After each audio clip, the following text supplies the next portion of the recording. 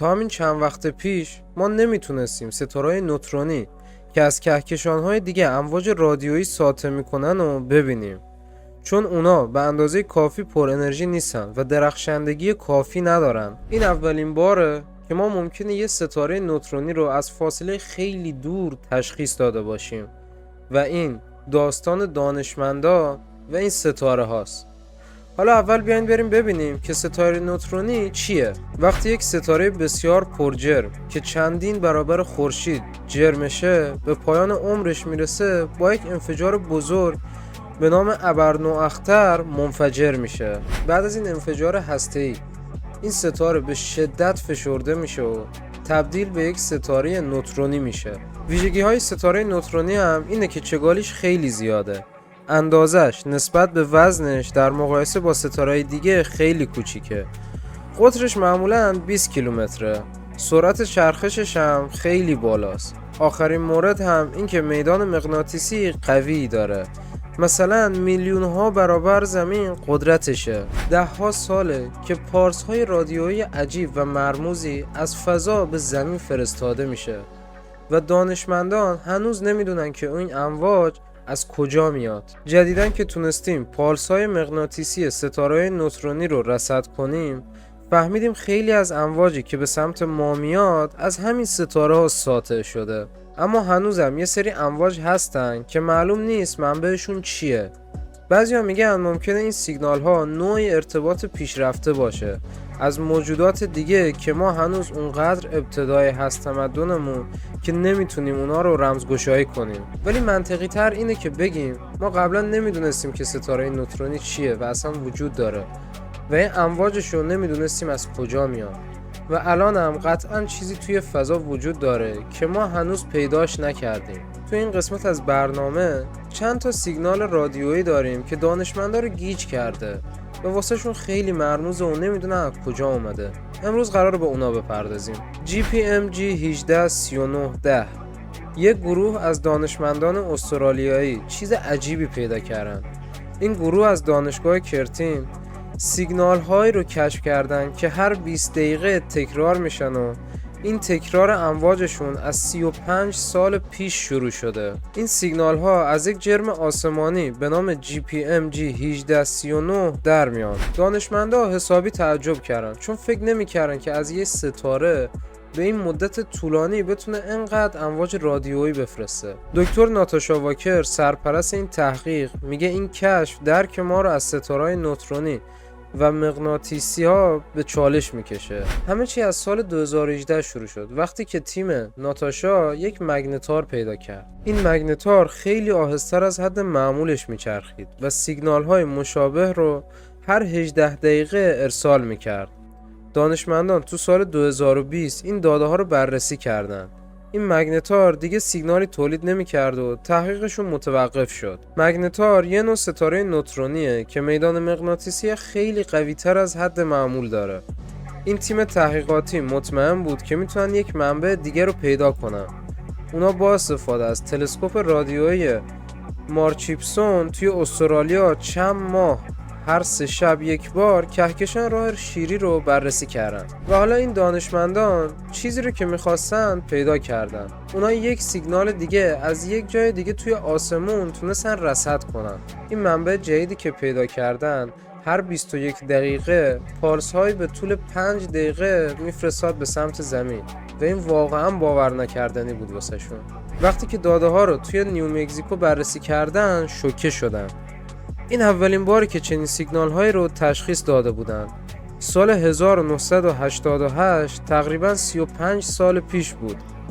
اما چیزی که بیشتر شوکه کننده است اینه که دانشمندان نمیدونن و هیچ ایده ای ندارن که این سیگنال ها از کجا میاد و چی باعث تولید این سیگنال ها میشه. اما خب قوی ترین احتمالی که دادنه میگن که اینم از یک تپه اختر میاد که یک ستاره نوترونیه. اما خب نکته جالبش اینجاست. این تپه اخترها با گذشت زمان این پالس‌های رادیویی که میفرستن ضعیف‌تر میشه تا جایی که کاملا متوقف میشه. اما خب این اتفاق توی این سیگنالی که دانشمندا پیدا کرده بودن و چند سال روش تحقیق کردن نیفتاده بود. البته یه توضیح دیگه هم داره این موضوع. شاید از یک ستاره نوترونی دیگه باشه که دانشمندا هنوز کشف نکردن. به هر حال واقعا کسی نمیدونه این سیگنال ها از کجا میاد. FRB 220610A توی سال 2022 یک گروه دانشمند دیگه سیگنال فضایی مشکوکی رو دوباره مشاهده کردن. این سیگنال از فاصله 8 میلیارد سال نوری به زمین رسیده. بهش سیگنال رادیویی سریع میگن که کمتر از 1 میلی ثانیه طول میکشه، اما 4 برابر پر انرژی تر از هر تپه اختر دیگه است. در واقع این سیگنال توی 1 میلی ثانیه انرژی معادل پرتوهای خورشید در طول 30 سال را آزاد کرده. سیگنال رادیویی سریع یک انفجار کوتاه و شدید از امواج رادیوییه. این انفجارها معمولا فقط چند میلی ثانیه طول میکشه. سیگنال رادیویی سریع یک انفجار کوتاه و شدید از امواج رادیویی که از فضا میاد. این انفجارها معمولا فقط چند میلی ثانیه طول میکشن، اما به اندازه خورشید توی یک روز کامل انرژی آزاد میکنن. دانشمندان چندین منبع احتمالی مثل تپه اختر، ستاره نوترونی، سیاهچاله ها و اینجور چیزها رو برای این سیگنال ها فرض کردن و پیشنهاد دادن. اولین تپه اختر توی سال 2007 کشف شد و از اون زمان تا الان بعضی از این تپه اخترها هنوز امواجشون ادامه داره. اینکه این سیگنال ها از میلیون ها سال نوری اونورتر به زمین میرسه و هنوز هم ادامه داره چیزیه که دانشمندا رو به شدت گیج کرده، چون تپه اخترها معمولا موجشون کوتاه و چند میلی ثانیه طول میکشه و بعد هم ناپدید میشه. مشاهده دقیقشون سخته، اما تلسکوپ‌های رادیویی توی ردیابی مسیر این انفجار کیهانی کمک کردن و اینجاست که تلسکوپ رصدخانه جنوبی اروپا وارد عمل شد. وقتی دانشمندان این تپه اختر 220610A رو مشاهده کردند، رد این تپه اختر اونها رو به یک توده عظیم آسمونی کشوند.